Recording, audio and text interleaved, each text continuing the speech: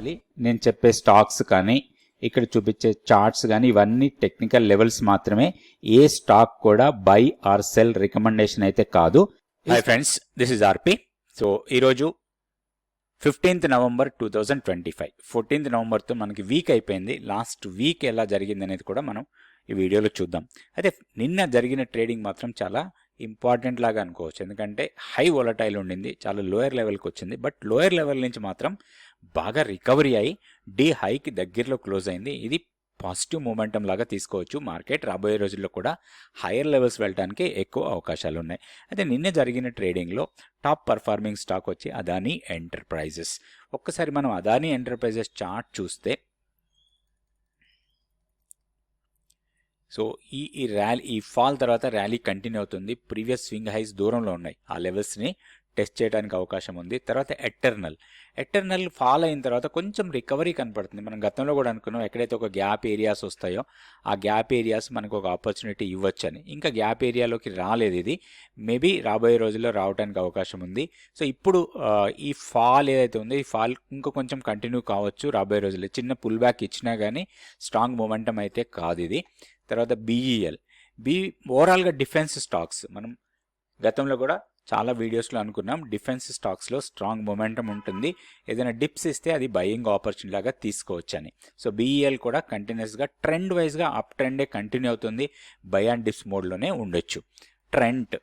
Trend బాగా down అయింది, lower లెవెల్లో కొంత రికవరీ కనపడుతుంది. బట్ ఇప్పుడైతే స్ట్రాంగ్ మొమెంటం కాదు, మనకి ఆపర్చునిటీ లాగా ఏమనిపించలేదు. ఎస్బీఐ ఆల్మోస్ట్ ఆల్ టైమ్ హైలో ఉంది. ఫర్దర్గా కూడా హైయర్ లెవెల్కి వెళ్ళడానికే అవకాశాలు కనపడుతుంది. ఇప్పుడు 967 దగ్గర ట్రేడ్ అవుతూ ఉంది. 4 డిజిట్ రావడానికి చాలా దగ్గరలో ఉన్నాం అనుకోవచ్చు. తర్వాత Jio financial services, then Axis bank, Bajaj finance ఇవన్నీ కూడా పాజిటివ్గా క్లోజ్ అయితే. నెగిటివ్గా క్లోజ్ అయిన స్టాక్స్లో ఇన్ఫోసిస్, ఐటీ స్టాక్స్లో నిన్న బాగా డౌన్ టిక్ చూసాం.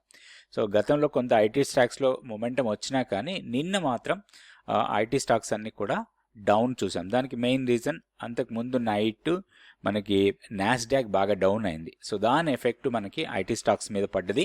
సో ఓవరాల్గా ఐటీ స్టాక్స్లో కూడా రాబోయే రోజుల్లో కొంచెం పాజిటివ్ మూమెంట్ ఉండటానికి ఎక్కువ అవకాశం ఉంది. అండ్ నెక్స్ట్ వచ్చి ఐషర్ మోటార్స్లో డౌన్ టిక్ చూస్తున్నాం. హైయర్ లెవెల్ నుంచి కొంత ప్రాఫిట్ బుకింగ్ లాంటివి జరుగుతూ ఉంది. ఇండస్ఇండ్ బ్యాంక్, తర్వాత JSW steel, Tata steel, metal స్టాక్స్లో కొంత ప్రాఫిట్ బుకింగ్ ఇది. ఓఎన్జీసీ, తర్వాత హెచ్డిఎఫ్సి లైఫ్, హిండాల్కో వీటన్నిటిలో కూడా డౌన్ టిక్స్ చూసాం లాస్ట్ ట్రేడింగ్ డే రోజు. అయితే లాస్ట్ వీక్లో ఏ సెక్టార్స్ మనకి బాగా పర్ఫామ్ చేసాయో ఒకసారి చూద్దాం. సో లాస్ట్ వీక్ తీసుకుంటే మనకి ఐటీ సెక్టార్ మాత్రం 3.37% పెరిగింది. సో ఓవరాల్గా ఐటీ స్టాక్స్ మనకి నిఫ్టీ ఐటీలో ఉన్న స్టాక్స్ అన్నీ పాజిటివ్గా క్లోజ్ అయ్యాయి. వీక్ ఆన్ వీక్ చూసుకున్నప్పుడు లాస్ట్ వీక్ స్ట్రాంగ్ మూమెంటం చూసాం. పర్సిస్టెంట్ బాగా పెరిగింది లాస్ట్ వీక్లో. దాని తర్వాత ఫార్మా స్టాక్స్లో కూడా లాస్ట్ వీక్ మంచి రిటర్న్సే ఇచ్చాయి. తర్వాత ఇన్ఫ్రాస్ట్రక్చర్, ఆటో, దెన్ నిఫ్టీ 1.64% పెరిగింది లాస్ట్ వీక్లో. అదేవిధంగా మనకి ఆయిల్ అండ్ గ్యాస్ కూడా పాజిటివ్గానే క్లోజ్ అయ్యాయి. హెల్త్ కేర్ ఇండెక్స్ పాజిటివ్గా ఉండింది. దెన్ నిఫ్టీ బ్యాంక్ కూడా మోర్ దెన్ 1% పెరిగింది. పిఎస్సి స్టాక్స్లో, తర్వాత CPSE stocks, Nifty energy, almost చాలా ఇండెక్స్లు మనకి పాజిటివ్గానే క్లోజ్ అయ్యాయి. ఒక్క రియాలిటీ మాత్రం నెగిటివ్గా క్లోజ్ అయింది.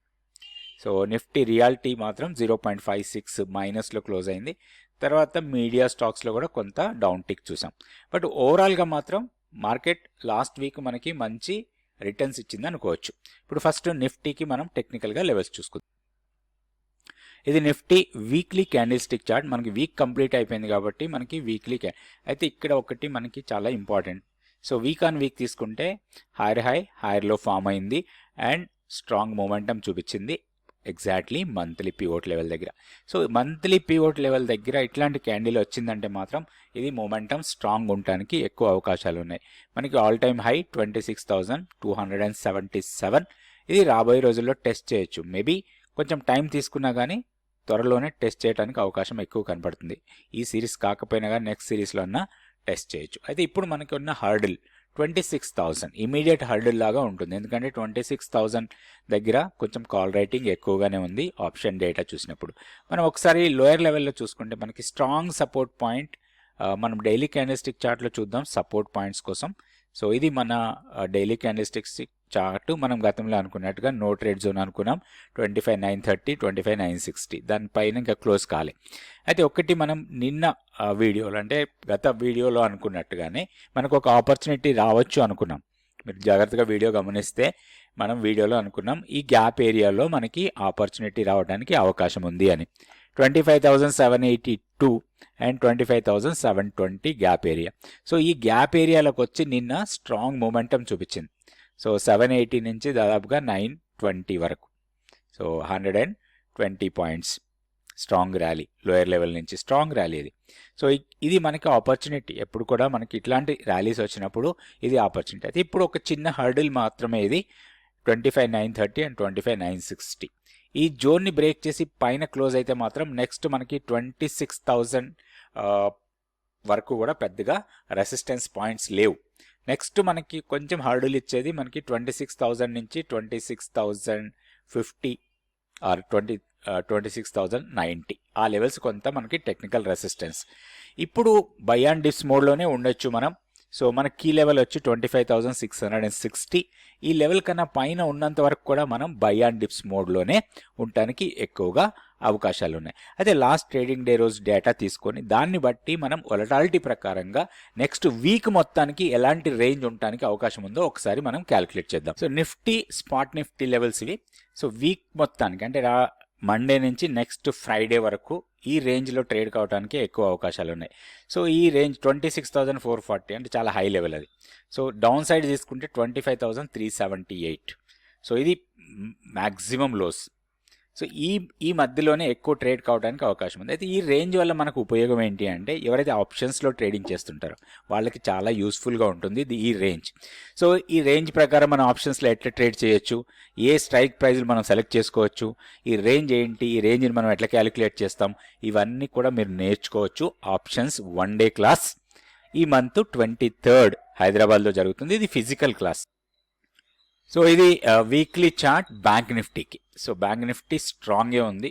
సో ఈ 2 వీక్స్ ఫాల్ తర్వాత లాస్ట్ వీక్ ఒక doji type of candle form అయింది. తర్వాత హైయర్ ఎడ్జ్ దగ్గర క్లోజ్ అయ్యాము. ఇప్పుడు మనకి 58,560 మనకి హైయర్ ఎడ్జ్ ఇది. సో అక్కడే క్లోజ్ అయ్యాం దానికి దగ్గరలో. ఇప్పుడు మొమెంటం స్ట్రాంగ్ ఉండటానికి ఎక్కువ అవకాశాలు ఉన్నాయి. హైయర్ లెవెల్ వెళ్ళొచ్చు రాబోయే రోజుల్లో. అయితే ఇది మొమెంటం ఎంతవరకు వెళ్ళొచ్చు అనేది కూడా మనం చూడొచ్చు. సో ఒకసారి మనం డైలీ క్యాండిల్స్టిక్ చార్ట్ తీసుకుందాం. సో ఇన్ కేస్ 58,560ని బ్రేక్ చేసి దానిపైన ఉంటే మాత్రం 59,000, దాని తర్వాత 59,600 వరకు అప్ సైడ్కి వెళ్ళొచ్చు. ఇప్పుడు మనకి ఆపర్చునిటీస్ రావచ్చు లోయర్ లెవెల్లో. ఫస్ట్ సపోర్ట్ 58,320, తర్వాత 58,115. మనం గత వీడియోలో అనుకున్నాం ఇది మనకి స్ట్రాంగ్ సపోర్ట్, ఇక్కడ ఆపర్చునిటీ రావచ్చని.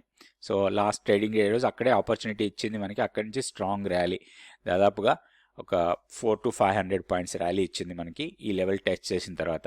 సో హైయర్ లెవెల్లో ఇది రెసిస్టెన్స్ పాయింట్ కాబట్టి ఇక్కడ ఆల్మోస్ట్ మనకి రెసిస్టెన్స్ దగ్గర క్లోజ్ అయ్యాం. దీన్ని బ్రేక్ చేసే అవకాశాలే చాలా ఎక్కువ కనబడుతున్నాయి. సో వన్స్ బ్రేక్ చేస్తే హైయర్ లెవెల్స్లో మనం ఇందాక అనుకున్నట్టుగానే 59,000ని టెస్ట్ చేయొచ్చు. సో లెవెల్స్ చూసుకొని దీని ప్రకారం ఒక పాజిటివ్ బయాస్తోనే మనం ట్రేడ్ చేసుకోవచ్చు. దీంట్లో కీ లెవెల్ మాత్రం కొంచెం మారుతుంది. సో ఒకసారి మనం డ్రా చేసుకుందాం. సో 57,750 మన కీ లెవెల్ ఇప్పుడు బ్యాంక్ నిఫ్టీకి. సో 57,760 వచ్చి వీక్లీ పివోట్ ఉంది. దానికన్నా ఒక 10 పాయింట్స్ కింద వచ్చింది మన key level. So key level ప్రకారం చూస్తే మనం హైయర్ లెవెల్కి వెళ్తే అవకాశాలు ఎక్కువ కనపడుతున్నాయి. బై అండ్ డిప్స్ మోడ్లోనే ఉండొచ్చు బ్యాంక్ నిఫ్టీలో. నెక్స్ట్ మనం సెన్సెక్స్ కూడా లెవెల్స్ తీసుకుందాం. ఇది Sensex daily candlestick chart. So momentum స్ట్రాంగే, ఇది కూడా ఆపర్చునిటీ ఇచ్చింది మనకి లాస్ట్ ట్రేడింగ్ డే రోజు. ఎగ్జాక్ట్లీ మన రెసిస్టెన్స్ పాయింట్ దగ్గర క్లోజ్ అయింది. సో మన టెక్నికల్ లెవెల్స్ ఏవైతే ఉన్నాయో ఇవి లెవెల్స్ మనకి చాలా వరకు వర్కౌట్ అవుతాయి.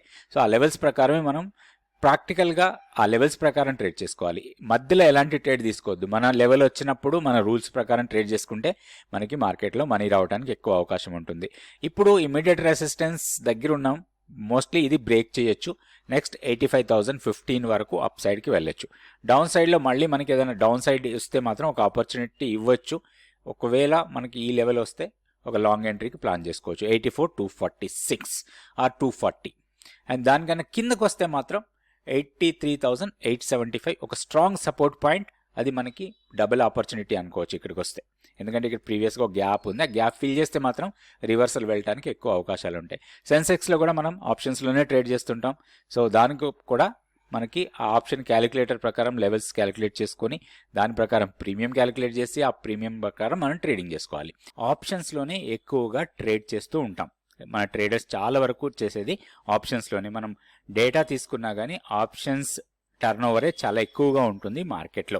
సో అయితే ఆప్షన్స్లో ఇంకొక డేటా ప్రకారం చూస్తే ఎక్కువ మంది నష్టపోతున్నారు. దాదాపుగా 90 to 95% of the people are losing money in the options అని మన డేటా చెప్తుంది. దీనికి ప్రధాన కారణం ఏంటి అంటే ఆప్షన్స్ మీద మనకి సంబంధించిన అవగాహన లేకపోవటం, అసలు ఆప్షన్ ప్రైసింగ్ ఫార్ములా చాలా మందికి తెలియకపోవటం. సో ఆప్షన్స్ ప్రైస్ ఎలా మూవ్ అవుతుంది, దాంట్లో ఉన్న కాంపోనెంట్స్ ఏంటి, సో దాన్ని క్యాలిక్యులేషన్ ఎట్లా చేస్తాం, ఇవన్నీ తెలుసుకోవాలి. దాంతోపాటుగా నేకెడ్ ఆప్షన్స్ కన్నా కూడా ఒక స్ట్రాటజీ వైజ్గా ఆప్షన్స్లో ట్రేడ్ చేస్తే లాభాలు రావడానికి అవకాశాలు పెరుగుతాయి. సో ఇవన్నీ నేర్చుకోవడానికి 1 డే ఆప్షన్స్ క్లాస్ హైదరాబాద్లో జరుగుతుంది. దానికి సంబంధించిన వివరాలన్నింటినీ తెలుసుకోవడానికి ఇక్కడ ఉన్న వాట్సాప్ నెంబర్ని ఫోన్ ద్వారా కాంటాక్ట్ చేయొచ్చు, లేదా వాట్సాప్ ద్వారా కూడా మీరు కాంటాక్ట్ చేయొచ్చు. ఈ మంత్ 23కి ఫుల్ డే 1 డే సెషన్. దీంట్లో ఆప్షన్స్కి సంబంధించిన ప్రతి విషయాన్ని కూడా మీరు నేర్చుకోవచ్చు. ఇది ఫిజికల్ క్లాస్. సో ఇంట్రెస్ట్ ఉన్న వాళ్ళు తప్పకుండా కాంటాక్ట్ చేయండి. చూస్తే మనకి లాంగ్స్ బిల్డ్ అవుతున్న స్టాక్స్ 76 ఉంటాయి, షార్ట్స్ బిల్డ్ అవుతున్నాయి 53 ఉన్నాయి, షార్ట్ కవరింగ్లో 41, లాంగ్ అన్వైండింగ్లో 43. సో ఇక్కడ లాంగ్స్ బిల్డ్ అవుతున్న స్టాక్స్లో చూస్తే ఆయిల్ ఇండియా టాప్లో ఉంది, 11% ఓపెన్ ఇంట్రెస్ట్ పెరిగింది. తర్వాత BDL, Inox Wind, Muthoot Finance, K Fintech, Angel One, తర్వాత టోరెంట్ ఫార్మా, గ్లెన్ మార్క్, ఇవన్నీ కూడా లాంగ్స్ బిల్డ్ అవుతున్న స్టాక్స్. షార్ట్స్ బిల్డ్ అవుతున్న స్టాక్స్లో టాటా టెక్నాలజీ సర్వీసెస్, ఐషియన్ మోటార్స్, ఎస్ఆర్ఎఫ్, టాటా స్టీల్, తర్వాత బజాజ్ ఆటో, టీవీఎస్ మోటార్, ఇవన్నీ కూడా కొంత షార్ట్స్ బిల్డ్ అవుతున్నట్టుగా డేటా చూపిస్తుంది. షార్ట్ కవరింగ్లో ఉన్న స్టాక్స్లో జూబిలెంట్ ఫుడ్ వర్క్స్ రిజల్ట్ వచ్చిన తర్వాత ఒక స్ట్రాంగ్ ర్యాలీ 7.15% ప్రైస్ పెరిగింది. తర్వాత Adani Enterprises, NBCC, Titagarh, Motherson Sumi, తర్వాత Mazdock, Tata Consumer Products, TI India, Power Grid, వీటన్నిటిలో కూడా షార్ట్ కవరింగ్ కనపడుతూ ఉంది. సో ఇట్లా వచ్చిన స్టాక్స్కి మనం లెవెల్స్ పెట్టుకొని ప్రాపర్ టెక్నికల్ లెవెల్స్ ప్రకారం మనం ట్రేడ్ ప్లాన్ చేసి ట్రేడ్ చేసుకోవచ్చు. Thank you so much for watching this video.